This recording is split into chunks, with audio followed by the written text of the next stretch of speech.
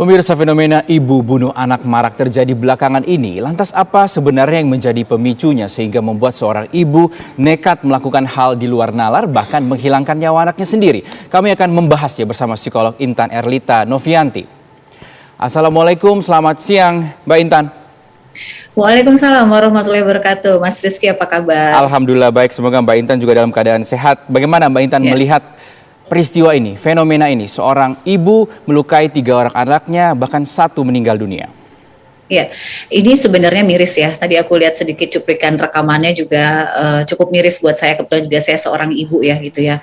Karena secara normalnya itu kan seorang ibu itu tidak akan menyakiti anaknya ya. Kalau kita berbicara kondisi normal ya, justru ibu akan melindungi anak-anaknya. Bahkan kita tahu nggak sedikit gitu ibu yang berkorban demi anak-anaknya gitu. Jadi boleh dikatakan kondisi ini kan kondisi yang berbeda dari kondisi normal ya gitu ya. Kalau tadi saya sekilas mendengarkan di wawancara di akhir, terlihat dengan jelas bahwa ibu ini mengalami depresi, bukan lagi stres ya, tapi sudah depresi yang mengarah kepada halusinasi dan delusi, sehingga dia nggak bisa membedakan nih mana kenyataan, mana tidak, sehingga dia bisa mengambil kesimpulan yang salah, yaitu dia bilang ya udah deh daripada hidup susah, anak saya kelak, mending mati aja. Nah ini yang menyebabkan akhirnya timbullah kenapa ibu ini bisa membunuh dan menyakiti anak-anaknya yang lain. Jadi ini pangkal mulanya dari depresi. Dan sebenarnya dari tadi wawancara yang terakhir didengar, itu banyak sekali clue-clue yang menyebabkan dia depresi. Karena ini pasti akumulasi. Ini akumulasi. Ya Mbak Intan, apa sebenarnya yang menjadi pemicu orang bisa mengalami depresi ini? Apakah juga depresi ini hanya faktor utama, bisa jadi faktor utama, atau ada faktor lain juga yang mendorong orang bisa depresi sehingga melakukan tindakan-tindakan fatal, bahkan melakukan pembunuhan? Ya, jadi depresi ini kan di ujung ya, gitu Mas Rizky. Jadi di ujung. Sebelum depresi ini kan ada stres dulu ya. Stres itu biasanya dari apa? Tekanan kondisi jiwa yang dialami. Tekanannya itu apa? Bisa ekonomi, bisa hubungan dengan pasangan, bisa dengan anak-anak. Nah, bisa jadi semuanya ini dia alami, gitu. Dia alami, kemudian dia merasa tertekan, dia nggak ada teman sharing, sehingga stresnya meningkat. Naik levelnya, naik dan sehingga menjadi depresi. Apalagi tadi saya juga dengar dari pendapat tetangganya ya, bahwa ibu ini pendiam.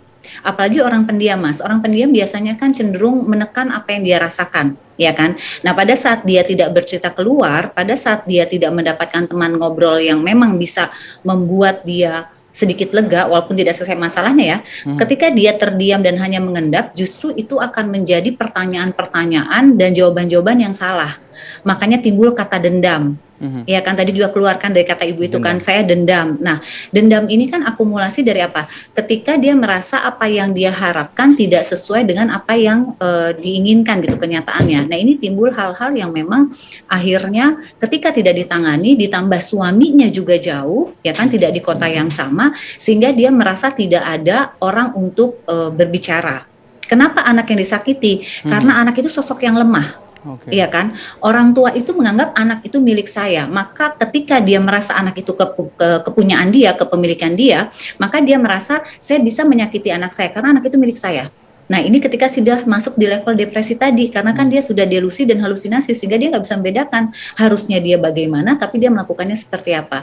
Jadi ini tekanan dalam hidup ya, terutama dalam psikis dia yang dia alami mungkin sudah bertahun-tahun, dia nggak punya teman ngobrol, dia nggak punya teman untuk saling sharing, sehingga yang terjadi seperti sekarang. Dan ini cukup banyak Mas, ini cukup banyak. Dan mungkin juga bisa jadi ya, ketika dia melahirkan dulu, dia mengalami mungkin baby blues. Baby blues itu kan suatu hal yang normal ya, ketika orang baru melahirkan, ketika dalam waktu 2 minggu.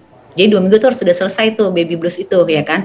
Karena kalau enggak nanti maju ke postpartum depression. Nah kalau postpartum depression pun nggak tertangani, walaupun ini case-nya jarang ya Mas ya, nanti bisa naik ke postpartum psychosis atau psikosis. Itu apa? Ya itu tadi. Akhirnya bisa menyebabkan keinginan untuk membunuh anaknya ketika dia merasa anak ini bisa menjadi beban, atau anak ini akan sulit hidupnya, atau dia merasa anak ini gak akan sanggup menjalani masa depannya, sehingga dia mengambil keputusan udah saya sakitin aja atau saya bunuh. Karena pernah aja case kayak gini juga kan, ketika ada orang tua membayangkan masa depan anaknya, dia gak kebayang anaknya akan bagaimana menghadapinya, kemudian dia memilih membunuh, yaitu karena dia sudah halusinasi dan delusi menjadi satu, seperti itu. Mbak Intan, untuk sampai ke tahap depresi, kalau seperti penjelasan Mbak Intan itu kan tahapannya panjang begitu ya, harus panjang sekali. Lalu apa mungkin ciri-ciri yang bisa dikenali oleh keluarga, oleh masyarakat atau mungkin tetangga biar bisa mengatasi, membantu menyembuhkan, tidak terjadi hal-hal seperti ini, Mbak Intan? Ya, saya setuju dengan pertanyaan Mas Rizky ini, karena kadang orang itu kalau mengalami depresi ya, dia tidak menyadari, diri ini tuh nggak menyadari, karena beda dengan penyakit fisik ya. Kalau penyakit fisik kan terlihat ya, kalau luka, bentur itu terlihat.